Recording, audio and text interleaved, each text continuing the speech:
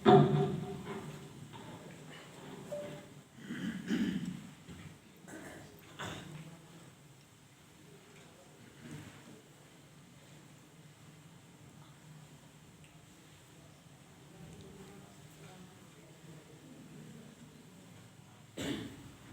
الحمد لله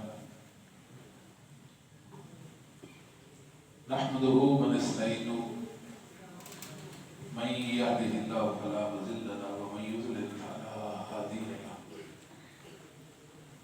أشهد أن لا إله إلا الله وحده لا شريك له وأشهد أن محمدا عبده ورسوله أعوذ بالله السميع العليم من الشيطان الرجيم وما أرسلنا برسول إلا ليطاع بإذن الله رب اشرح لي صدري ويسر لي أمري واحلل عقدة من لساني يفقهوا قولي اللهم انفعني بما علمتني وعلمني ما ينفعني وزدني علما اللهم إني أعوذ بك من شر ما عملت ومن شر ما لم أعمل اللهم إني أعوذ بك من شر سمعي ومن شر بصري ومن شر لساني ومن شر قلبي ومن شر مني اللهم صل على محمد وأزواجه وذريته كما صليت على آل إبراهيم وبارك على محمد وأزواجه وذريته كما باركت على آل إبراهيم إنك حميد مجيد أما بعد فإن خير الحديث كتاب الله وخير الهدي هدي محمد صلى الله عليه وسلم وشر الأمور محدثاتها وكل محدثة بدعة وكل بدعة ضلالة قابل صد احترام واجب الاحترام علماء کرام بزرگوں بھائیوں دوستوں اسلام ہمارا محسن ہے اور اللہ کا پسندیدہ دین ہے یہ اپنے ماننے والوں کو کرنے کا کہتا ہے اس میں زبانی کلامی دعووں کی کوئی حیثیت نہیں ہے اللہ رب العالمین نے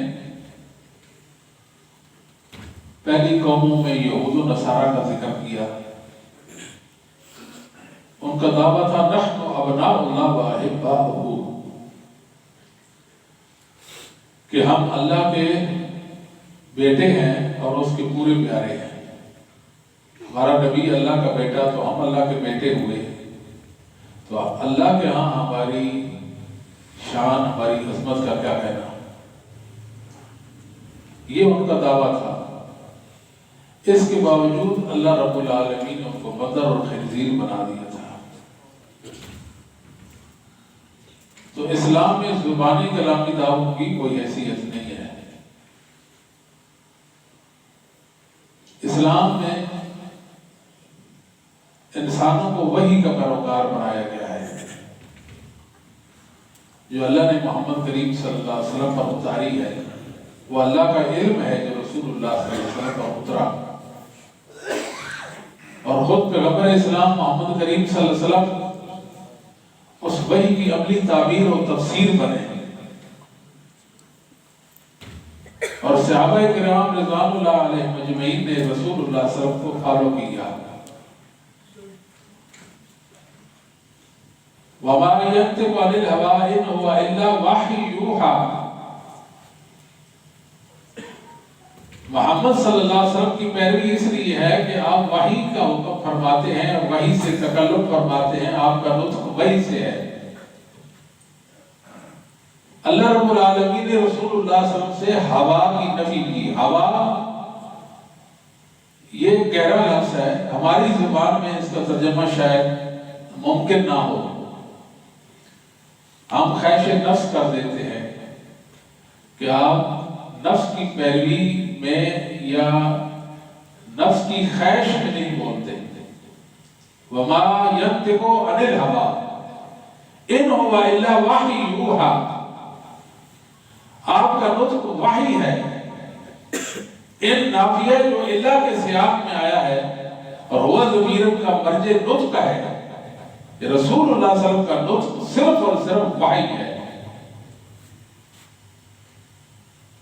इसलिए रसूलुल्लाह सल्लल्लाहु अलैहि वसल्लम के बारे में है लक़द कान लकुम फी रसूलिल्लाहि उस्वतुन हसना। रसूलुल्लाह सल्लल्लाहु अलैहि वसल्लम की हस्ती में, आपकी जात में बेहतरीन नमूना है। कुल इन कुंतुम तुहिब्बूनल्लाह फत्तबिऊनी युहिब्बुकुमुल्लाह। कह दीजिए कि अगर आपको ये दावा है तुम अल्लाह से मोहब्बत रखते हो, इस दावे पर सबूत चाहिए। वो क्या है? फत्तबिऊनी, मेरा इत्तिबा करो, मेरी इताअत करो, मेरी फरमाबरदारी करो, मेरे फरमादात इरशादात को हर जाम बनाओ, मेरी सुन्नतों में रब की रिजा के मुतलाशी बनो और रसूलुल्लाह सल्लल्लाहु अलैहि वसल्लम की अदाओं का नूर, बरकत और सलामती हासिल करो। फत्तबिऊनी युहिब्बुकुमुल्लाह, कि मेरी इताअत में अल्लाह रब्बुल आलमीन की मोहब्बत का राज मुज़मिर है, कि मेरा फरमान मानोगे, मेरी सुन्नतों को इख्तियार करोगे, अल्लाह तुम्हें अपना महबूब बना लेगा। वयग़फ़िर लकुम ज़ुनूबकुम वल्लाहु गफ़ूरुर रहीम। न सिर्फ तुम्हें अपना महबूब बनाएगा बल्कि अल्लाह रब्बुल आलमीन तुम्हारे गुनाहों को भी माफ कर देगा। वो खूब माफ करने वाला और रहम करने वाला है। कुल अतीउल्लाह व रसूल फ़इन तवल्लव फ़इन्नल्लाह ला युहिब्बुल काफ़िरीन। कह दीजिए अल्लाह और उसके रसूल की इताअत करो। अगर ये अल्लाह और उसके रसूल की इताअत से फिर गए तो अल्लाह काफिरों को महबूब नहीं रखते। तो मोहम्मद रसूलुल्लाह सल्लल्लाहु अलैहि वसल्लम की हस्ती जो है वो हर्फ आखिर है। हम दुनिया को रसूलुल्लाह सल्लल्लाहु अलैहि वसल्लम की मोहब्बत का पैगाम देते हैं और रसूलुल्लाह सल्लल्लाहु अलैहि वसल्लम से मोहब्बत की दलील आप सल्लल्लाहु अलैहि वसल्लम की इताअत और फरमाबरदारी है। और ये शर्त सिर्फ और सिर्फ पहले हदीस को हासिल है, वो रसूलुल्लाह सल्लल्लाहु अलैहि वसल्लम की अदाओं के साथ चिपटे हुए हैं और रसूलुल्लाह सल्लल्लाहु अलैहि वसल्लम की सुन्नतों को अल्लाह का दीन मानते हैं। और ऐसे जैसे सहाबा ने रसूलुल्लाह सल्लल्लाहु अलैहि वसल्लम की अदाओं को अपनाया और हर से जाम आया, और रसूलुल्लाह सल्लल्लाहु अलैहि वसल्लम के होते हुए किसी की तरफ देखना भी गवारा नहीं करते थे। सही बुखारी में है, सैयदना अली रज़ियल्लाहु तआला अन्हु के उनको खबर पहुंची, उस्मान इब्न अफ़्फ़ान रज़ियल्लाहु तआला अन्हु हज तमत्तु के बारे में कहते हैं बेहतर यह है कि हज तमत्तु ना किया जाए। एक आदमी हज की नियत से जाता है, साथ पहले उम्रा करते हैं फिर हज करता है, इसको हज तमत्तु कहते हैं। पाकिस्तानी हिंदुस्तानी जितने भी जाते हैं हज तमत्तु करते हैं। और हज की 3 किस्में हैं, हज तमत्तु, हज इफराद और हज किरान।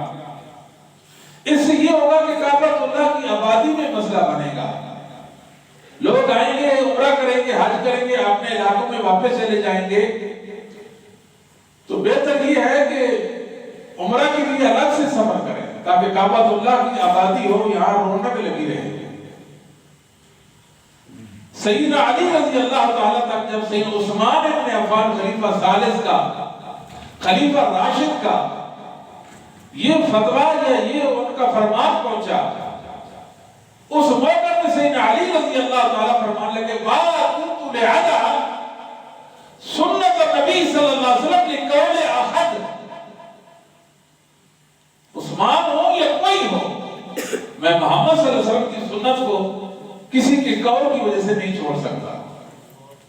मैं रसूलुल्लाह की सुन्नत को किसी के कौल की वजह से नहीं छोड़ सकता। वो उस्मान क्यों ना हो, वो उमर और अबू बकर क्यों ना हो, किसी के कौल की वजह से रसूलुल्लाह का दीन नहीं छोड़ा जा सकता।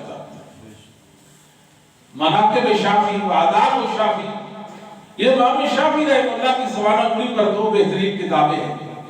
इमाम शाफी इतना बड़ा इमाम है, इतना बड़ा इमाम कि अल्फाज में उनका अहाता नहीं हो सकता कि इमाम इब्न अबी हातिम जैसा इमाम की सवाना उंगली लिखे। اور امام مہدی جیسا انسان ان کے حالات زندگی قلم بند کرے. ایک مجلس لگی تھی، اس مجلس میں کبار محدثین احمد بن حنبل اور اسحاق بن راہویہ اور دیگر علماء موجود تھے. مسئلہ یہ چل نکلا کہ آیا مکہ کے جو مکانات ہیں ان کی بیع خرید و فروخت ہو سکتی ہے یا نہیں ہو سکتی. تو امام شافعی نے رسول اللہ صلی اللہ علیہ وسلم کا ایک فرمان جو صحیح بخاری میں موجود ہے وہ پیش کیا کہ عقیل نے ہمارے لیے کوئی مکان چھوڑا ہے، یہ سارے کے سارے بیچ دیے ہیں.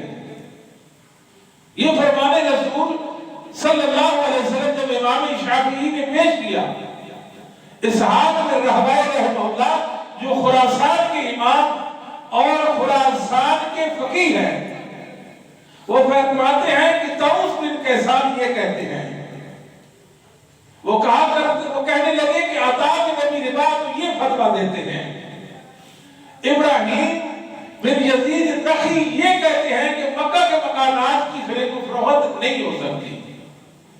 امام شافعی نے دیکھا کہ یہ بات کون کر رہا ہے، دیکھا تو یہ اسحاق بن راہویہ ہے، خراسان کا امام ہے، کوئی اور ہوتا میں اس کے کان پر ہوتا. میں محمد رسول اللہ صلی اللہ علیہ وسلم کی حدیث پیش کرتا ہوں، آپ کہتے ہیں طاؤس یہ کہتے ہیں. میں حدیث پیش کرتا ہوں، آپ کہتے ہیں ابراہیم یہ کہتے ہیں. میں حدیث پیش کرتا ہوں، آپ کہتے ہیں عطا بن ابی رباح یہ کہتے ہیں. اس موقع پہ امام شافعی رحمہ اللہ تعالیٰ نے ایک بات کی ہے، وہ بات آپ ذر سے لکھنے کے قابل ہے. حل احد مع رسول اللہ صلی اللہ علیہ وآلہ وسلم، حل احد مع رسول اللہ صلی اللہ علیہ وآلہ وسلم حجہ. امام شافعی رحمہ اللہ نے ایک سوالیہ نشان لگا دیا، لوگوں رسول اللہ صلی اللہ علیہ وسلم کا نام لکھو، آپ کے نام کے آگے وہ نام لکھو جس کی بات، جس کا حکم، جس کا فیصلہ رسول اللہ صلی اللہ علیہ وسلم کے فیصلے اور آپ کے حکم کے مقابلے میں حجت و دلیل بن جائے. حل احد مع رسول اللہ صلی اللہ علیہ وآلہ وسلم حجہ. امام شافعی صدیاں بیت گئی ہیں، وہ نام لکھا ہوا ہے رسول اللہ صلی اللہ علیہ وسلم کا، آگے کوئی نام نہیں لکھ سکا کہ کون ہستی ہے کہ رسول اللہ صلی اللہ علیہ وسلم کے ہوتے ہوئے جن کی بات کو کوئی دین بنا لے. لوگ ہم سے ناراض اس لیے ہے، لوگ ہمیں طرح طرح کے نام دیتے ہیں، ہم یہی کہتے ہیں کہ رسول اللہ صلی اللہ علیہ وسلم کی چوکھٹ پہ آ جاؤ، در مصطفیٰ پہ آ جائے. ہم یہ کہتے ہیں رسول اللہ صلی اللہ علیہ وسلم کی طرف آ جائے. یہ ہماری دعوت ہے. انسانوں کے اجتہادات اپنی جگہ پہ ہیں، ہر ایک کی بات کو ابو بکر صدیق سے لے کر امت کے آخری فرد تک ہر ایک کی بات کو رسول اللہ صلی اللہ علیہ وسلم کی بات پر پیش کریں.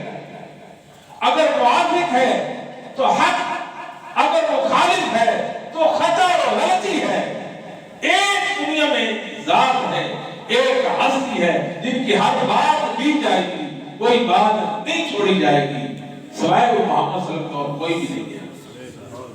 ہر انسان کی بات دی بھی جا سکتی ہے، چھوڑی بھی جا سکتی ہے، انسانوں کو غلطی بھی لگ سکتی ہے. بہرحال یہ ہماری دعوت ہے کہ رسول اللہ صلی اللہ علیہ وسلم کی سنتوں کو، آپ کی ادائیوں کو اور آپ کے دین کو ایسے مانیں جیسے اصحاب محمد نے مانا صلی اللہ علیہ وآلہ وسلم. اس لیے اللہ کے فضل و کرم سے جہاں بھی ہمارے عقیدے میں شرک نہیں ہے، وہاں ہمارے عمل میں بدعت بھی نہیں ہے. اس کی وجہ کیا ہے؟ آخر ہمارے عمل میں بدعت کیوں نہیں ہے؟ اس لیے نہیں ہے کہ علامہ مقریزی رحمہ اللہ یہ 845 میں فوت ہوتے ہیں، یہ مصر کے مورخ تھے. ان کی کتاب الخطط ہے، اس کے اندر لکھا ہے اصل کل بدعۃ فی الدین، اصل کل بدعۃ فی الدین البعد عن کلام السلف والانحراف عن اعتقاد الصدر الاول.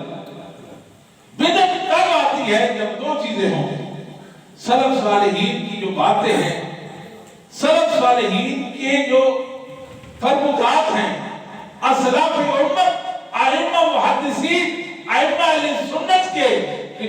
موجودات ہیں ان سے انسان دوری اختیار کر لے اور خیر القرون صدر اول خیر القرون کے مسلمانوں کے عقیدے سے منحرف ہو جائے، اس کے عمل میں لا محالہ بدعت آ جائے گی۔ اہل حدیث صبر والے لوگ ہیں، انہوں نے محمد رسول اللہ کی سنتوں پر پہرا دیا ہے اور اپنے آپ کو محدثین تک بند رکھا ہے اور دنیا کو یہ بتایا ہے جو دین اصحاب محمد صلی اللہ علیہ وآلہ وسلم نے اور محدثین اعظام نے اور ائمہ اہل سنت نے اور ائمہ ہدا نے جو دنیا کے سامنے پیش کیا وہی معتبر دین ہے، اور اس دنیا کو بتایا کہ اس دین پر ہم قائم ہیں۔ آج ہمارے کسی عمل کو اسلاف امت پر پیش کیا جائے، ایک عمل بھی اہل حدیث کا دین کہتے ہیں، متفقہ طور پر اجماعی طور پر جس کو دین کہتے ہیں، اور سلف کے لوگ مخالف ہیں۔ ایک عمل بھی نہیں ہے۔ کتنے عمل؟ ایک عمل بھی ایسا نہیں ہے۔ تو ہمارے قریب بدعت تو پھٹک بھی نہیں سکتی ہے۔ بدعت تو تب ہے کہ دین گھڑے اور اس کو اپنائیں۔ ہم اس کو جرم عظیم سمجھتے ہیں۔ ہم لوگوں کو بتاتے لوگوں اپنے آپ کو بدعت سے بچاؤ اور اپنے اعمال کو بدعت کی بدعت سے پاک صاف کرو، پھونک کر قدم رکھو۔ دین احتیاط کا نام ہے، پہلے دین سیکھو، رسول اللہ صلی اللہ علیہ وسلم کی سنتوں کو جانو، صحابہ کی سیرت کا مطالعہ کرو، ائمہ اہل سنت سے دریافت کرو، پھر اس کو اپناؤ۔ یہ اہل حدیث ہے، مسلک ہے۔ اللہ کے فضل و کرم سے ایسے نہیں ہے کہ ہم اپنی طرف سے وہ دین گھڑے ہیں اور اس کو اپنانا شروع کر دیں، ایسا نہیں ہے، قطعی طور پر نہیں ہے۔ دنیا نے جب تقلید کی بات کی تھی، تقلید علم کے خلاف ایک جہاد شروع کیا تھا، علم کے ساتھ ٹکرائے تھے، محدثین کے ساتھ ٹکرائے تھے، اہل سنت والجماعت کے مخالف ہوئے تھے۔ ان کو لوگ کہتے تھے یہ متکلمین ہیں، ان کو اہل کلام کہتے ہیں۔ ہمارے ائمہ نے بتایا اہل کلام جاہل بھی ہیں، ظالم بھی ہیں اور گمراہ بھی ہیں۔ اہل کلام اور علم کلام دونوں مذموم ہیں، ان کی مذمت چاہیے۔ اہل کلام آئے اور امت میں انہوں نے تقلید کو عام کرنے کی کوشش کی، آپ نے نفس کی تقلید کرائی، انسانوں کو پیچھے لگا دیا اور انسانوں کی باتوں کو دین بنایا اور لڑتے مرتے رہ گئے، اور اللہ نے ان کی بات پر کوئی برہان اور دلیل بھی نہیں اتاری تھی، اس کو بھی دین بنایا۔ الحمدللہ اہل الحدیث نے جہاد کیا، تقلید کے خلاف جہاد کیا، رسول اللہ صلی اللہ علیہ وسلم کی سنتوں کے احیاء کے لیے جہاد کیا۔ تقلید کیا ہے کہ امتی کی بات بغیر دلیل کے بات ہو اور اس کو آپ دین بنا لیں، یہ تقلید ہے، یہ مذموم چیز ہے۔ یہ کفر بھی ہو سکتا ہے، شرک بھی ہو سکتا ہے، حرام اور ناجائز بھی ہو سکتا ہے۔ پھر انہوں نے قرآن و حدیث سے اس جرم کو ثابت کرنے کی کوشش کی ہے کہ تقلید کے ثبوت پر آیات لوگوں کو پڑھ کے سنائی ہے۔ ظلم تو یہ ہو گیا تھا کہ تقلید جہالت ہے بالاجماع، دنیا میں ایک عالم بھی ایسا نہیں جو تقلید کو علم کہتا ہو۔ پوری امت کو جہالت میں لگا دیا، جہالت میں لگایا اور قرآن اور سنت کے دلائل اس پر فٹ کرنے کی کوشش کی۔ الحمدللہ اس میدان میں بھی اہل حدیث نے نمایاں کردار ادا کیا اور بتایا کہ قرآن اور حدیث کو سمجھا جا چکا ہے، قرآن و حدیث سمجھا جا چکا ہے۔ قرآن و حدیث کو ائمہ دین نے اس انداز میں ہمیں پیش کیا کہ سوائے عمل کے اب کوئی صورت باقی نہیں رہی تھی، اب اس کو صرف اپنانے کی ضرورت رہ گئی ہے۔ فَاسْأَلُوا أَهْلَ الذِّكْرِ إِن كُنتُمْ لَا تَعْلَمُونَ، لوگوں کو کہتے ہیں اگر تم علم نہیں اہل ذکر سے پوچھو، اسے تقلید کا ثبوت پیش کرتے تھے۔ آج بھی اس آیت کریمہ سے کہتے ہیں کہ ہماری تقلید ثابت ہوتی ہے، ہمارے فلاں امام اور مقتدا ہیں، آپ ان کے پیچھے چل رہے ہیں، ان کی بات کو مانیں، ان کی باتوں کو دین کا درجہ دے دیا، دین کا درجہ دیا. اللہ فرماتے واعتصموا بحبل اللہ جمیعا ولا تفرقوا. حبل اللہ کو مضبوطی سے پکڑ لو اور اللہ کے دین کے مقابلے میں دین مت کرو. فرقہ بندی اللہ کے دین سے علیحدگی مت اختیار کرو. واتبع سبیل من اناب الی. یہ آیات پیش کر تقلید کا ثبوت پیش کرنے کی کوشش کی ہے. مسلمانوں ان آیات سے اگر تقلید ثابت ہوتی تو صحابہ ضرور ثابت کرتے کہ نہ کرتے. صحابہ نے اگر تقلید نہیں ثابت کی اس کا مطلب تقلید دین میں نہیں ہے. وہ کیسا دین ہے جس دین میں تقلید اور وہ کیسا دین ہے جو صحابہ کے دین میں اس کا ثبوت نہیں ہے. اور ائمہ محدثین تقلید سے ناواقف ہیں. امام شافعی نے، امام احمد بن حنبل نے، امام مالک رحمۃ اللہ علیہ نے اپنی تقلید سے انسانوں کو منع کیا. لا تقلدونی، لوگوں میری تقلید مت کرو. ائمہ کہتے تھے، محدثین کہتے تھے، امت کو منع کیا تقلید سے مت کرو، تقلید نہ کرو. یہ آیات تو پڑھی گئی پہلی صدی، دوسری، تیسری، چوتھی، پانچویں، چھٹی، ساتویں، آٹھویں، 9ویں صدی تک، 900 سال تک فَاسْأَلُوا أَهْلَ الذِّكْرِ إِن كُنتُمْ لَا تَعْلَمُونَ سے کسی ایک عالم نے تقلید کا ثبوت فراہم نہیں کیا. پھر مانے کہ اہل حدیث کا مسلک اسلک سلامتی والا عالم علم پر مبنی احکم اور ٹھوس مسلک ہے. اللہ کے فضل و کرم سے اور ائمہ نے ہمیں بتایا ہے کہ رسول اللہ صلی اللہ علیہ وسلم کی حدیث آ جائے تو سر جھکا دینا ہے. یہ ہمارے ائمہ کی تعلیم ہے.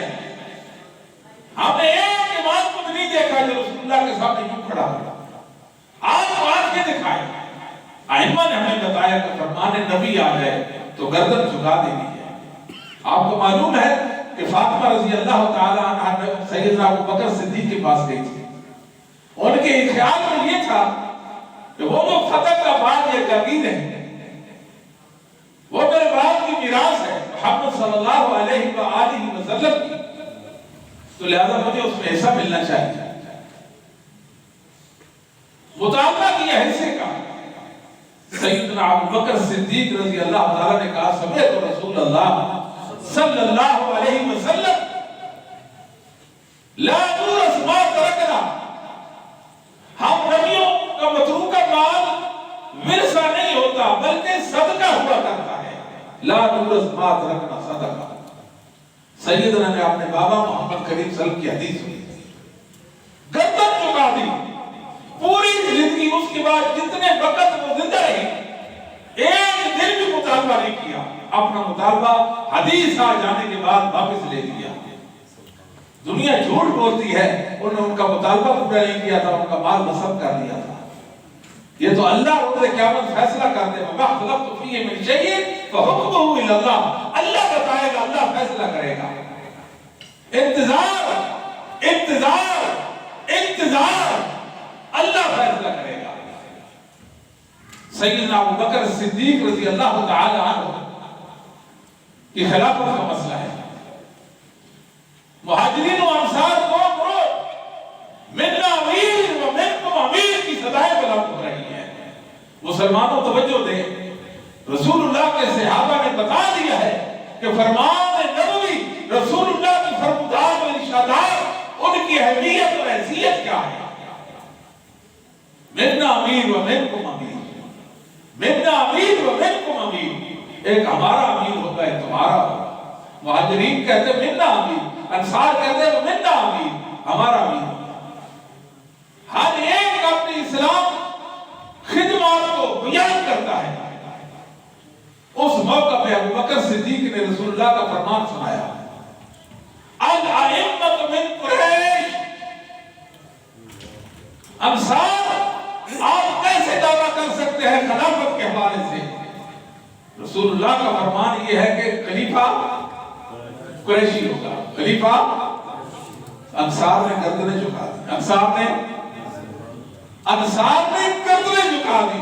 الفاظ دیکھیں، الائمۃ من قریش. اور مطالبہ کتنا ہے؟ مطالبہ موقف کتنا ہے؟ موقف دیکھیں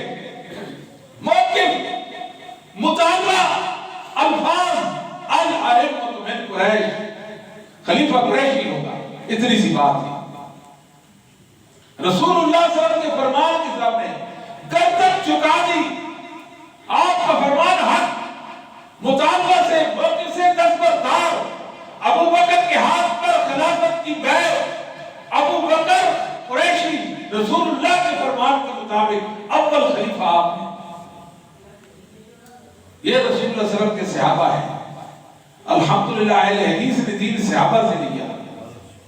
اہل حدیث دین میں صحابہ کے طرز عمل اور کردار کو دیکھتا ہے. صحابہ ہمارے نزدیک معیار ایمان ہے. جب لوگ قرآن و حدیث پیش کریں اور صحابہ پیش نہ کریں، امت میں بگاڑ اور خرابی اس وقت آئی ہے. ہم کہتے ہیں قرآن و حدیث کی تعبیر، قرآن و حدیث کا صحیح معنی اور مفہوم بیان صحابہ ہیں. دیکھیں کہ صحابہ کیسے دین اختیار کرتے تھے اور ائمہ کیسے دین اختیار کرتے تھے. امام شافعی کا آپ نے فرمان سن لیا نا، حل اخذ مع رسول اللہ صلی اللہ علیہ وآلہ وسلم حجہ. رسول اللہ کے ہوتے وہ نام بتاؤ جس کے نام کو حجت و دلیل کے طور پر پیش کیا جا سکے. یہ ایک واقعہ ہے مستدرک حاکم میں موسیٰ احمد کے اندر حدیث موجود ہے کہ رسول اللہ صلی اللہ علیہ وآلہ وسلم 3 رکعت وتر 2 سلام سے ادا کرتے تھے. 3 رکعت وتر 2 سلام سے ادا کرتے تھے. 2 رکعتوں بعد سلام پھیرا، پھر اکیلی رکعت پڑھی. یہ آپ کا طریقہ تھا. دارالعلوم دیوبند کی شیخ الحدیث علامہ احمد شاہ کاشمیری وہ کہتے ہیں کہ میں نے دیکھا مستدرک حاکم میں حدیث آئی ہے، اس کی سند بھی کمی ہے کہ رسول اللہ صلی اللہ علیہ وسلم 3 وتر 2 سلام سے ادا کرتے تھے. میں نے دیکھا حدیث کی سند بھی کمی ہے مگر ہمارے مسلک کے خلاف ہے. حدیث ہمارے مسلک کے، ہمارے مذہب کے، ہمارے مذہب میں 3 رکعت وتر 1 سلام سے، حدیث میں ہے 2 سلام سے. لقد وقت ما 14 سنة اتفکر فی ثم صنع لي جواب یجوی و یکفی. میں 14 سال رسول اللہ کی حدیث کا جواب ڈھونڈتا رہ گیا. 1 سال نہیں، 2 سال نہیں، 3 سال نہیں، 7 سال نہیں، 10 سال نہیں، 14 سال رسول اللہ صلی اللہ علیہ وسلم کی حدیث کا جواب سوچا کہ ہمارے مذہب کے خلاف کا جواب کیا ہو سکتا ہے. کوئی ہم گناہگاروں سے بھی تو پوچھے نا، کوئی ہم سے بھی پوچھے. باوجود اس کے کہ ہزار کمزوری اور خطائیں ہمارے دامن میں ہیں، رسول اللہ کا ادب کوئی ہم سے سیکھے، اللہ کے نبی کا فرمان آ جائے، آنکھیں نہ چکائیں تو ہمیں مجرم کہنا ہے. میں آپ کو بتاتا ہوں، یہ تحدیث نعمت کے طور پر آپ کو عرض کرتا ہوں. شرک تو اللہ کے فضل و کرم سے جب سے ہوش سنبھالا ہے ہمارے عقیدے میں، اور بدعت بھی، بدعت سے بھی نفرت ہے. 2 گناہ میرے نام اعمال میں کبھی نہیں ہوں گے. معاشر میں بھی گواہ رہنا کہ رسول اللہ کی حدیث محدثین کی اصول کے مطابق صحیح ہو اور میرے سامنے ہے کہ اس کو اللہ کا دین نہ بناؤں، یہ نہیں ہو سکتا. یہ کہ اللہ کا دین نہ بناؤں، یہ دوسری کی میری شلوار ٹخنے سے نیچے چلے جائے، یہ نہیں ہو سکتا. یہ گناہ میرے نام اعمال میں نہیں ہوگا. امام مالک ہیں رحمت اللہ علیہ، ان کا ایمان افروز واقعہ سنیے. محدث احمد بن عبد الرحمن بن اخی بن وہب بیان کرتے ہیں کہ میرے چچا امام مالک رحمہ اللہ کے پاس تھے. امام مالک مدینے کا امام، فقیہ الحرمین ہے اور مجتہد مطلق ہے. کیا شان ہے امام مالک کی رحمہ اللہ تعالی. اللہ تو ہمارا حشر امام مالک کے ساتھ فرمانا. اللہ ہمیں امام مالک کی برکت، امام مالک کے علم پہ رکھنا. مسئلہ پوچھتا کہ وضو کرتے وقت پاؤں کی انگلیوں کا خلال کرنا کیسا ہے.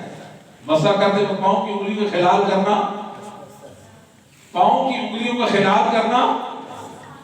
تو امام مالک گویا انہیں فرمایا لیس ذالک علی الناس، یہ تو نہیں ہے، یہ تو نہیں ہے. ادھر ایک شخص کہتا ہے اتنا فی ذالک سنت، عندنا فی ذالک، لوگ آج سنت اور حدیث میں فرق کرتے ہیں، سنت اور حدیث میں فرق کرتے ہیں، کہتے ہیں یہ اہل الحدیث ہے، اہل السنہ ہے، یہ کیا ہے؟ یہ تو بندر مان اس کو کہتے ہیں، یہ کوئی علم کی بات نہیں ہے، ایک عقیدہ بھی محدثین کے موافق نہیں ہے، کتنے عقیدے؟ ایک عقیدہ بھی، لیکن کہتے ہیں اہل السنہ والجماعت ہے۔ کیسے اہل السنہ والجماعت ہے؟ اور اہل حدیث سے نفرت ہے، اہل حدیث سے نفرت ہے، بغض ہے، اس کو حقارت کی نظر سے دیکھا جاتا ہے، کوئی بات نہیں ہے۔ امام احمد بن سنان المازی امام بخاری اور مسلم کے استاد ہیں، ان کا قول ہے معرفت علوم الحدیث امام حاکم ہے، لیس فی الدنیا مبتدع الا وهو یبغض اہل الحدیث، اہل حدیث پر صبر کرنا، اہل حدیث پر صبر کرنا، دنیا میں ایک بدعتی بھی ایسا نہیں ہے جو اہل حدیث سے بغض نہ رکھتا، ایک بدعتی بھی ایسا نہیں جس کے دل میں اہل حدیث کے بارے میں نفرت نہ ہو۔ عندنا فی ذالک سنت، عندنا فی ذالک، ہمارے پاس ایک سنت ہے، ہمارے پاس ایک سنت ہے، ہمارے پاس ایک حدیث ہے۔ سنت کا معنی کیا ہے؟ یاد رکھیں، محدثین سنت اور حدیث میں فرق، محدثین سنت اور حدیث میں فرق، محدثین سنت اور حدیث میں فرق، یہ دنیا میں برصغیر پاک و ہند کی بات کرتے ہیں، سب سے پہلے سنت اور حدیث میں فرق مرزا قادیانی نے کیا ہے اور بعد میں کچھ لوگوں نے کیا ہے۔ ہم تو مسلک محدثین پر ہے، محدثین نہیں فرق کرتے تھے، ہم ہی نہیں کرتے، لوگ کہتے ہیں فرق ہے، نہیں مانتے اس فرق کو، اگر فرق ثابت کرنا چاہتے ہیں محدثین کا علم پیش کریں، محدثین کا مسلک لائیں، ان کا منہج ہمارے سامنے پیش کریں، اگر وہ فرق نہ کرے ساری دنیا بھی فرق کرے، ہم فرق نہیں کریں گے، اگر وہ فرق کرے اور ساری دنیا فرق نہ کرے تو ہم کریں گے۔ مت سمجھے کہ آپ معمولی حیثیت کے انسان ہیں، اللہ نے آپ کو ممتاز کر دیا ہے، اللہ نے آپ کو باحیثیت بنایا ہے، آپ کو نہیں معلوم کہ آپ کی اس دنیا میں ذمہ داری کیا ہے، آپ محمد صلی اللہ علیہ وآلہ وسلم کی روحانی اولاد ہیں، آپ کے دین اور آپ کی سنتوں کو دنیا کے سامنے پیش کرنا آپ کی دینی ذمہ داری ہے، لوگوں کی پرواہ نہیں کرنی، رسول اللہ صلی اللہ علیہ وسلم کے سچے دین لوگوں کے سامنے پیش کرنا ہے، اپنے عمل سے ثابت کریں میں رسول اللہ صلی اللہ علیہ وسلم کا محب ہوں، عمل سے ثابت کریں میں رسول صلی اللہ علیہ وسلم کا مطیع فرمانبردار ہوں۔ عندنا فی ذالک سنت، عندنا فی ذالک سنت۔ امام مالک فرماتے ہیں وما ہی، آپ پیش کریں بتائیں وہ کون سی سنت ہے؟ قال حدثنا لیث بن سعد بن لہیۃ بن الحارث عن یزید بن عمرو المعافری عن ابی عبد الرحمن الحضری عن المستورد بن الشداد القرشی قال رأيت رسول اللہ صلی اللہ علیہ وسلم بخنصره ما بین اصابع رجليه۔ مستورد بن الشداد قرشی صحابی پیار کرتے ہیں، میں نے رسول اللہ صلی اللہ علیہ وسلم کو وضو فرماتے ہوئے دیکھا تھا، آپ اپنی شکلی انگلی مبارک سے اپنے پاؤں کی انگلیوں کا خلال کر رہے تھے۔ امام مالک نے رسول اللہ کی حدیث سرا سے سنی، او ان ھذا الحدیث حسن، ان ھذا الحدیث حسن، یہ حسن سند کے ساتھ حدیث آئی ہے، یہ حدیث حسن ہے، یہ حسن کی اصطلاح محدثین کی قدیم اصطلاح ہے۔ وما سمعت بی کتب الا الزعاء، میں نے ابھی سنی، اس سے پہلے تو میرے علم میں تھی نہیں۔ امام مالک نے اپنی عظمت کا ثبوت دے دیا، امام مالک نے بتا دیا کہ رسول اللہ کی ہستی ایسی ہے کہ جب بھی آپ کو فرمان آئے آپ کے فرمان کے سامنے سر جھکانا ہے، رسول اللہ کے سامنے سر نہیں اٹھانا۔ میں مدینے کا امام، میں مجتہد مطلق، میں فقیہ الحرمین، رسول اللہ کی حدیث میرے علم میں نہیں تھی، وضو کا چھوٹا مسئلہ ایک میرے علم میں نہیں تھا، آج میرے علم میں آیا کہ اللہ کا دین بناتا۔ یہ ہے ہمارے ائمہ، اور یہ کہتے ہیں 14 سال ہم ایک حدیث کا جواب سوچتے رہ گئے۔ امام مالک ابھی اس کے نوکے قلم سے الفاظ حدیث کے جدا نہ ہوئے، اپنا ایمان بنا لیا۔ یہ ہے اہل الحدیث، اللہ کے فضل و کرم۔ اللہ نے ان کو خوبیوں والا بنایا، اللہ نے ان کو خوبیوں والا بنایا. کیا شان ہے اہل حدیث کی، سبحان اللہ. عبداللہ بن عمر رضی اللہ تعالیٰ عنہ، نبی کریم صلی اللہ علیہ وسلم نے فرمایا یہ راستہ عورتوں کے لیے خاص ہے، یہ راستہ عورتوں کے لیے خاص ہے. مسجد میں عورتیں اس دروازہ سے آئیں گی، مردوں کے لیے یہ دروازہ ہے. وہ تو تب آپ نے فرمایا جب عورتیں گزرے تب مرد نہیں گزر سکتے. ویسے تو دروازہ ہے نا، اس سے گزرا جا سکتا ہے کہ نہیں جا سکتا؟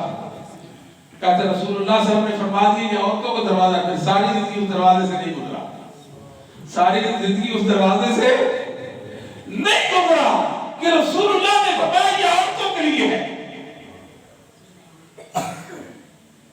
ابو رافع خدیج انصاری رضی اللہ تعالیٰ بیان کرتے ہیں، وہ دو بدری چچا نے بیان کیا کہ رسول اللہ صلی اللہ علیہ وآلہ وسلم نے زمین ٹھیکے پر دینے سے منع فرمایا، زمین ٹھیکے پر دینے سے منع فرمایا. عبداللہ بن عمر رضی اللہ تعالیٰ عنہ، بخاری مسلم کی حدیث ہے، کہتے ہیں اللہ کی قسم رسول اللہ صلی اللہ علیہ وسلم کے زمانے میں زمین ٹھیکے پر دی جاتی تھی. ہو سکتا ہو کوئی نیا حکم آ گیا ہو وہ میرے علم میں نہ ہو، ساری زندگی زمین ٹھیکے پہ نہیں دی. حالانکہ رسول اللہ صلی اللہ علیہ وسلم نے جو فرمایا تھا وہ خاص حکم تھا. وہ کیا تھا؟ خاص حکم تھا. مثال کے طور زمین ہے، اس کے دو حصے کر دیے جائیں. کوئی کہے کہ یہ حصہ بھی آپ کاش کریں اور یہ بھی کاش کریں، یہ حصہ میرے لیے اور یہ آپ کے لیے. فرمایا ایسا نہیں کرنا. ہو سکتا ہے اس میں گندم بہتر ہو، اس میں بہتر نہ ہو، اس میں بہتر ہو، اس میں بہتر نہ ہو. اس تقسیم کے ساتھ، اس فرق کے ساتھ زمین ٹھیکے پر نہیں دی جا سکتی. ویسے تو دی جا سکتی، کوئی مسئلہ نہیں ہے. بخاری کی روایت ہے، ایک یمنی کہتا ہے کہ رسول اللہ صلی اللہ علیہ وسلم کے حوالے مجھے بتائیں حجر اسود کو بوسہ دینے کے حوالے سے، رأیت رسول اللہ صلی اللہ علیہ وسلم یستلمہ ویقبلہ. مجھ سے پوچھا ہے کہ میں بتاتا ہوں، میں نے دیکھا تھا پیغمبر اسلام محمد صلی اللہ علیہ وسلم نے حجر اسود کو چوما تھا.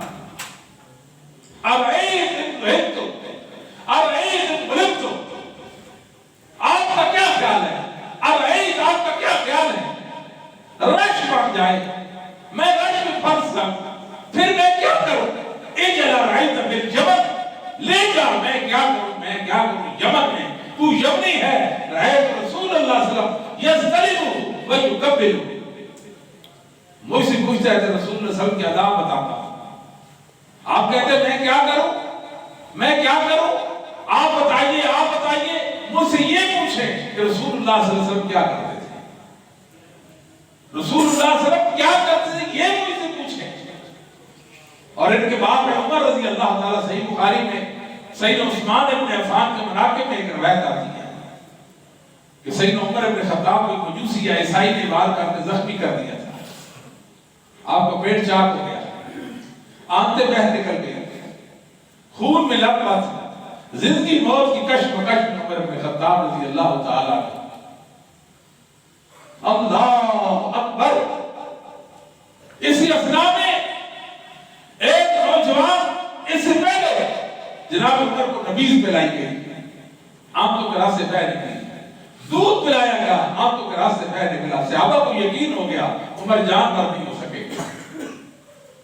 آپ تڑپ رہے ہیں، مچل رہے ہیں، زخمی ہیں، پیٹ کٹا ہوا ہے، آنتیں کٹ گئی ہیں، دودھ بہہ گیا، نبیذ بہہ گئی ہے، یقین ہو گیا میں جانور نہیں ہو سکوں گا. آپ کو سلام. ایک نوجوان آیا، آپ کو سلام. اول اسلام، سبقت اسلام کا شرف آپ کو حاصل ہے. آپ کو مبارک ہستی ہے. جب رسول اللہ صلی اللہ علیہ وسلم کو ماننے والے کم تھے تب آپ نے آپ کو مانا تھا. آپ پر ایمان لائے، پھر آپ خلیفہ بنے، عدل و انصاف کے پریرے لے آئے. اب اللہ تعالیٰ آپ کو شہادت کے منصب پر فائز کرنے والا ہے، شہادت کے منصب پر فائز کرنے والا ہے. آپ عاجزی کا اظہار بتاتے ہیں یہ سب کچھ میرے رب کے فضل سے ممکن ہوا ہے، یہ سب کچھ میرے رب کے فضل سے ممکن ہوا. اتنی سی بات اس نوجوان واپس پڑھتا ہے، اتنی سی بات، اس کو واپس بلاؤ، اس کو واپس بلاؤ. ارفع ثوبک یبنا اخی، ارفع ثوبک یبنا اخی. اے میرے بھائی کے بیٹے، میرے بھتیجے، اپنی شلوار ٹخنے سے اوپر کر لو، اس میں کپڑے کی حفاظت ہے، رب کے رضا ہے۔ وفات کے وقت بھی عمر بن خطاب نے محمد صلی اللہ علیہ وسلم کی حدیث کی مخالفت کو برداشت نہیں کیا، پیغام دیا، لوگوں میں دنیا سے جا رہا، چل چلاؤ کا آخری وقت ہے میرا، آخری گھڑی اور آخری سانس ہے دنیا میں میرے، میں جا رہا ہوں، رسول اللہ کی حدیث کی مخالفت مجھے برداشت نہیں ہے، کپڑے کو اوپر اٹھا لیں، کپڑے کو اوپر بٹھا لیں، اٹھا لیں، کپڑے کو اوپر اٹھا لیں۔ یہ عمر بن خطاب رضی اللہ تعالی عنہ، اور انہی کے بیٹے سیدنا عبداللہ بن عمر رضی اللہ تعالی عنہ رسول اللہ صلی اللہ علیہ وسلم کی اطاعت برداری میں اپنا ثانی نہیں رکھتے تھے۔ فرمایا رسول اللہ صلی اللہ علیہ وسلم نے، عبداللہ کیا خوب انسان ہے، زبان نبوت گویا ہوتی ہے، عبداللہ کیا خوب انسان ہے، اگر نماز تہجد نہ چھوڑے، کہتا وہ دن اور آج کا دن میں نے ایک تہجد بھی نہیں چھوڑی۔ بخاری مسلم کی حدیث ہے، وہ دن اور آج کا دن جب سے رسول اللہ صلی اللہ علیہ وسلم نے یہ بات فرمائی، میں نے ایک تہجد بھی نہیں چھوڑی۔ یہ عبداللہ بن عمر رضی اللہ تعالی عنہ، یہ کیا کرتے تھے؟ عورتوں کو دیکھتے، احرام کی حالت میں اگر کسی عورت نے موزے پہن رکھے ہوتے ہیں تو کاٹ دیتے تھے۔ وہ خیال کرتے تھے کہ عورت جس طرح مرد موزے نہیں پہن سکتا، عورت بھی نہیں پہن سکتی۔ آپ کے خیال میں یہ بات ہے۔ آپ کی بیوی صفیہ بنت عبید کی بیوی بیٹی کہتی ہے، مجھے عائشہ نے بیان کیا، عائشہ کہتی ہے رسول اللہ نے فرمایا کہ عورتوں کے لیے احرام کی حالت میں موزے پہننے کی اجازت ہے۔ فَتَرَكَ ذَلِكَ فَتَرَكَ ذَلِكَ فَتَرَكَ ذَلِكَ، ادھر رسول اللہ کی حدیث سنی اور ادھر گردن جھکا دی، اپنے پھیر سے باز آ گئے کہ رسول اللہ صلی اللہ علیہ وسلم کے ہوتے ہوئے، آپ کے فرمان کے ہوتے ہوئے پھر میں جرأت و جسارت نہیں کر سکتا۔ آپ کا بیٹا مسلم کی حدیث بلال، آپ نے رسول صلی اللہ علیہ وسلم کی حدیث پیش کی، اذنوا للنساء الى المساجد باللیل، اگر رات کے وقت عورتیں مسجد میں جانے کی اجازت چاہیں ان کو اجازت دینا۔ خامدو، باپو، بیٹو، اگر مائیں بہنیں بیٹیاں مسجد میں جانے کی اجازت چاہیں ان کو اجازت دے دینا۔ اور عمر بن خطاب رضی اللہ تعالیٰ کا واقعہ عجیب صحیح بخاری بھی ہے، آپ کی بیوی مسجد میں جاتی تھی نماز ادا کرنے کے لیے، اور آپ غیرت کھاتے تھے کہ میری بیوی گھر سے نکلے اور مسجد میں جائے۔ کسی نے کہا عمر اس کو ناپسند کرتے ہیں، چاہے عمر اس میں غصہ ہوتے ہیں، غصہ ہوتے ہیں۔ بیوی کہتی ہے پھر جرأت کرنا، ہمت ہے، عمر بولے نا، مجھے روکے نا۔ کیسے روک سکتے ہیں جب پیغمبر اسلام محمد صلی اللہ علیہ وسلم نے فرمایا اللہ کی بندیوں کو اللہ کے گھروں سے مت روکو، لا تقربوا امان اللہ، اللہ کی بندیوں کو اللہ کے گھروں سے مت روکو۔ یہ رسول اللہ کی حدیث ہے جو عمر کے لیے رکاوٹ، عمر کے لیے بے شک ان کو غیرت آتی ہے، مگر مجھے منع کرنے کی ہمت اور طاقت نہیں رکھتے، کیونکہ رسول اللہ صلی اللہ علیہ وسلم کی حدیث موجود ہے رضی اللہ تعالی عنہ۔ تو انہوں نے کہا للنساء للمساجد باللیل، عورتیں اجازت چاہوں کی اجازت دے دو۔ ان کا بیٹا بلال تھا، کہتا ہے انا لنمنعہن، ہم اجازت نہیں دیں گے، ان کو روکیں گے، منع کریں گے، انہوں روکیں گے، منع کریں گے۔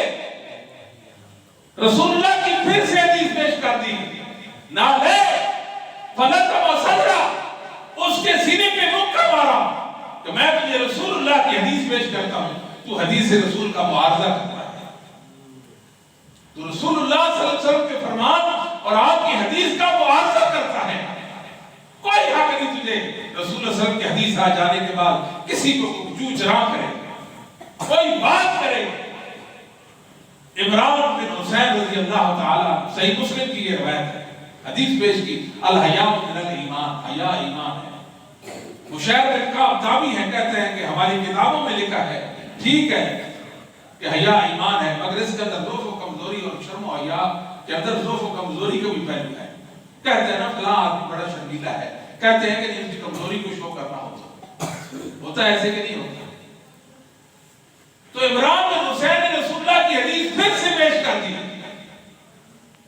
کہا افسوس پر غصہ سے متغیر ہو گیا آپ کا چہرہ، میں رسول اللہ صلی اللہ علیہ وسلم کی حدیث پیش کرتا ہوں اور تم حدیث کے ہوتے ہوئے اپنی مذہب کی کتابیں اور اپنی کتابیں پیش کرتے ہو کہ ہماری کتابوں میں یہ لکھا ہے کہ رسول اللہ صلی اللہ علیہ وسلم کی حدیث آ جانے کے بعد پھر انسانوں کی علماء کی کتابیں نہیں دیکھی جائیں گی. حدیث اٹل فیصلہ ہے, حدیث اٹل فیصلہ ہے. رسول اللہ صلی اللہ علیہ وسلم کے فرمان کے ہوتے ہوئے کسی کی بات چل سکتی. عبداللہ بن عمر ہے رضی اللہ تعالی, عبداللہ بن مسعود ہے رضی اللہ تعالی, فقیہ امت ہے, صاحب نعلین ہے, آپ سفر و حضر کے ساتھی ہیں. عبداللہ بن مسعود رضی اللہ تعالی عنہ کیا شان والے صحابی ہیں, کیا فرماتے ہیں لعن اللہ الواشمات والمستوشمات والواصلات والمتنمسات والمتفلجات والمغیرات خلق اللہ. وشم جسم کودنے والیاں, کودوانے والیاں, نا گال پہ نشان بنا لیتے ہیں, ماتھے پہ نشان بنا لیتے ہیں, بازو پہ کوئی تصویر بنا لیتے ہیں, بزرگ کا نام لکھوا لیتے ہیں, کسی کا نام, کوئی جانور کی تصویر بنا لی, اس کو وشم کہتے ہیں. یہ حرام ہے. اور یہ کام جو کرے اس پر بھی لعنت, جو کروائے اس پر بھی لعنت. مصنوعی بال لگانا یہ بھی ویسے لعنت ہے, لیکن یہ جو بات ہے اس کو کہتے ہیں ہیئر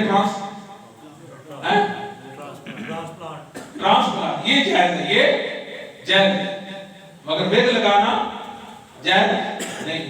والمتنمسات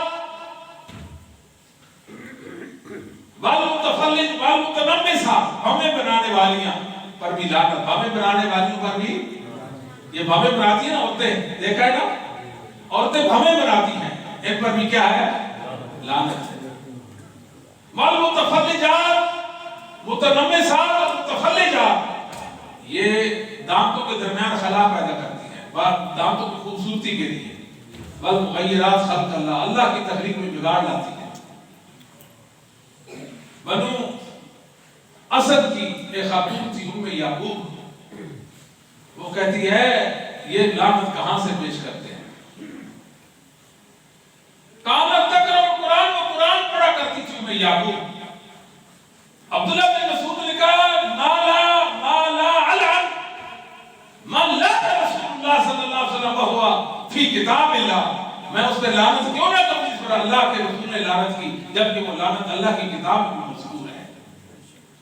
وہ کہتی ہے کہ میں نے قرآن پڑھا ہوا, دو گتوں کے درمیان جو قرآن ہے یہ میں پڑھتی ہوں, مجھے میں نے پڑھا ہوا ہے, ایسی تو کوئی بات نہیں ہے. ایسیوں پر اللہ کے نبی صلی اللہ علیہ وسلم نے یا قرآن میں کوئی لعنت مذکور نہیں ہے. فرمایا آپ نے قرآن نہیں پڑھا, وما آتاکم الرسول فخذوہ وما نہاکم عنہ فانتہوا. جو تمہیں رسول صلی اللہ علیہ وسلم دے وہ لے لو, جس سے منع کرو اسے روک جاؤ. جب رسول صلی اللہ علیہ وسلم نے روک دیا تو یہ ویسے لعنت کام ہے, اس پر لعنت فرما دی ہے. وہ کہنے لگی کہ آپ کی بیوی بھی تو ایسی ہے نا, یہ چیزیں تو آپ کی بیوی بھی. فرمایا فَتْخُلِي فَتْخُلِي, یہ میرا سامنے گھر ہے, میرے گھر میں داخل ہو, میری بیوی سے ملاقات کرو. کہتی ہے کہ ماں رہے تو میں نے جیسی بات نہیں دیکھی ہے. لو کان ذالک ما کانت معنا, اگر ایسی ہو میری بیوی میرے ساتھ رہ کر دے سکتی ہے. یہ عبداللہ بن مسعود رضی اللہ تعالی رسول اللہ صلی اللہ علیہ وسلم کی حدیث پیش کی اور بتایا یہ تو قرآن ہے, قرآن اللہ کے رسول اللہ صلی اللہ علیہ وسلم کا حکم, اللہ کا حکم ہے. وما آتاکم الرسول فخذوہ وما نہاکم عنہ فانتہوا. وہ ایک صحابی بھی نظر آتے ہیں رضی اللہ تعالی عنہ, جنہوں نے سونے کی انگوٹھی پہن رکھی ہے. صحیح مسلم کی روایت ہے. یہ نوجوانوں میں عادت ہے نا کہ سونا پہنتے ہیں, گلے میں سونا, ڈوری پہن لی, اور وہ کیا زنجیر پہن لیتے ہیں, انگوٹھیاں پہن لیتے ہیں, بازو میں کچھ چیز سونے کی باندھ لیتے ہیں. رسول اللہ صلی اللہ علیہ وسلم کا ہاتھ پکڑا, وہ انگوٹھی اتاری, اس کو پھینک دیا. رسول اللہ صلی اللہ علیہ وسلم گھر تشریف لے گئے, ساتھ نے کہا انگوٹھی اٹھا لو. جس چیز کو پیغمبر اسلام نے آقا مولا محمد صلی اللہ علیہ وسلم نے چھوڑ دیا, پھینک دیا, میں اس کو اٹھانے کی جرات کر سکتا نہیں. عبداللہ بن عمر بن عاص ہیں, کہتے ہیں کہ میں سفر میں تھا, ایک نرم ملائم سرخ رنگ کا کپڑا میں نے لے رکھا تھا. ابو داؤد کی روایت ہے, رسول اللہ صلی اللہ علیہ وسلم نے دیکھا آپ کے چہرے پر ناراضگی کے آثار نمایاں تھے. ایک نوجوان ہے، ایک مرد ہے، اس طرح کا سرخ رنگ کا کپڑا نرم ملائم جو عورتوں کے مشابہت قریب جاتا تھا، کیوں لے رکھا ہے؟ میں گھر آیا، میری گھر کی عورتیں تندور پر روٹیاں لگا رہی تھی، میں نے تندور میں کپڑا جلا کر بھسم کر دیا۔ عبداللہ اگلے دن پوچھا وہ کپڑا کہاں گیا؟ اللہ کے نبی صلی اللہ علیہ وسلم میں نے جلا کر راکھ کر دیا، عورتوں کو دیتے، جو آپ کو ناپسند ہے میرے گھر میں نہیں رہ سکتا، جو آپ کو ناپسند ہے وہ چیز میرے گھر میں نہیں رہ سکتی۔ یہ عمر بن خطاب رضی اللہ تعالی عنہ حجر اسود کے سامنے کھڑے تھے، جنت کا پتھر ہے، کیا کہتے ہیں؟ انی لعالم انک حجر لا تضر ولا تنفع۔ حجر اسود میں جانتا ہوں تو پتھر ہے، نہ نفع دے سکتا ہے نہ نقصان دے سکتا ہے۔ لولا انی رأیت رسول اللہ صلی اللہ علیہ وسلم قبلک ما قبلتک، میری رسول اللہ صلی اللہ علیہ وسلم کے ساتھ محبت کی انتہا یہ ہے، میں نے دیکھا رسول اللہ تجھ کو چوما ہے تب چومتا ہوں، میرے آقا مولا تجھے نہ چومتے ہو میں تجھے کبھی بھی نہ چومتا ہوں۔ یہ عمر رضی اللہ تعالی عنہ، مسلمان کعبۃ اللہ کا طواف کرتے ہیں، رمل کرتے ہیں، رمل کرے تیز سے چلتے ہیں تاکہ دشمنوں پر مشرکوں پر اپنی طاقت کا اظہار کرے، ہم قوت اور طاقت والے لوگ ہیں۔ سید عمر کا دور فرماتے ہیں ما لنا وللرمل، ہمیں رمل کی ضرورت تو نہیں ہے، انما رعینا انما کننا رعینا بالمشرکین، یہ رمل تو اس لیے کرتے تھے کہ ہم مشرکوں پر روک ڈالیں، ان کو دکھائیں کہ ہم طاقت والے ہیں۔ وقد اهلكهم اللہ، اللہ نے ان کو برباد و ہلاک کر دیا، شرک نابود ہو گیا ہے، اب کافروں پر ہمارا روب و غلبہ دبدبہ ہے، ہماری قوت کا اظہار ہے۔ شیء صنع رسول اللہ صلی اللہ علیہ وسلم فلا نحب ان نترک، ہے تو نبی کی سنت نہ، ہے تو نبی کی سنت، ہم اس کو کبھی چھوڑنا پسند کر سکتے ہیں؟ ضرورت نہ بھی ہو تو ہے تو رسول اللہ کی سنت، اس کو چھوڑنا پسند کرتے ہیں؟ کیا شان ہے ولید عبادہ بن ولید بن عبادہ بن صامت کی، بیان کرتے ہیں کہ میں اور میرے والد نے، آخری بات کرتے ہیں، میں اور میرے والد نے علم کے لیے کوشش کی کہ ہم علم سیکھتے ہیں۔ انصار صحابہ علم والے ہیں، علم ان کا شغف تھا، ان کے پاس جاتے ہیں۔ اس وقت انصار صحابہ بھی کچھ موجود تھے، ایک انصاری صحابی جن کا نام ابو الیسر ہے، ان سے ہماری ملاقات ہوتی ہے۔ غصے میں انکل کیا ہوا آپ کو؟ کہتے ہیں ایک آدمی کو میں نے قرض دیا، اس کے دروازے پر دستک دی، آواز آتی ہے وہ گھر میں نہیں ہے، اتنے میں گھر سے اس کا ایک نوخیز بیٹا نمودار ہوا، میں نے پوچھا ابو کہاں ہے؟ سمجھا صوتک فدخل علیکہ، تو امی آپ کی بات سنی، میرے امی کے بیٹے کے نیچے گھس گئے، بہر لاؤ، بہر، ابو کو بہر میں مجھے پتا ہے آپ گھر میں ہیں، بہر آئے، ایسا کیوں کیا؟ آپ رسول اللہ صلی اللہ علیہ وسلم کے صحابی ہیں، آپ رسول اللہ صلی اللہ علیہ وسلم کے، مجھے نہیں لگتا اچھا، مجھے اچھا نہیں لگتا کہ میں آپ سے جھوٹ بولوں، آپ سے، سمجھ آتی بات، مجھے اچھا نہیں لگتا کہ آپ سے، صحابی سے جھوٹ بولنا تو اچھا نہیں، کیا صحابی پر جھوٹ بولا جا سکتا ہے؟ سمجھ آتی ہے بات؟ اور صحابی پر جھوٹ بولا جا سکتا ہے؟ جب صحابی سے نہیں بولا جا سکتا، صحابی پر جھوٹ بھی نہیں بولا جا سکتا۔ تمام صحابہ کا ادب اور احترام چاہیے، صحابہ کا احترام چاہیے۔ کیوں ایسے کیا؟ غریب ہوں، غریب، کچھ بھی نہیں تھا، دست، وعدہ کرتا وعدہ خلافی ہوتی، بات کرتا جھوٹ بولتا، سچ سچ نکالو کھاتا ہو اور اس کا کھاتا ختم کرو، آج کے بعد آپ سے کوئی مطالبہ نہیں ہے۔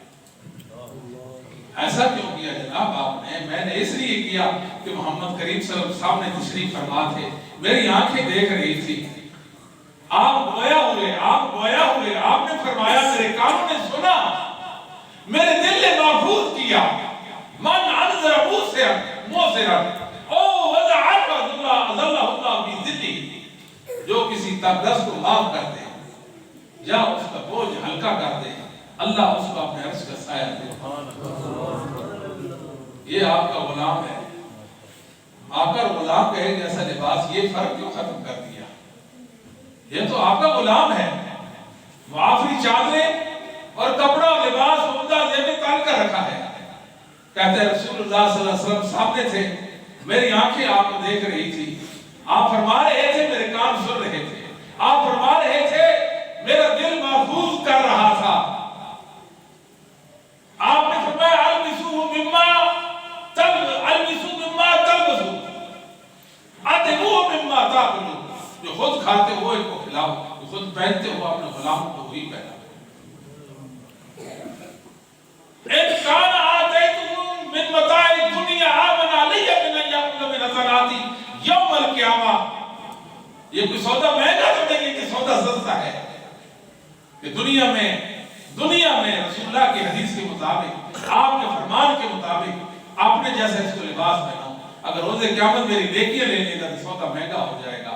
باق خدا یعنی الحمدللہ رب العالمین.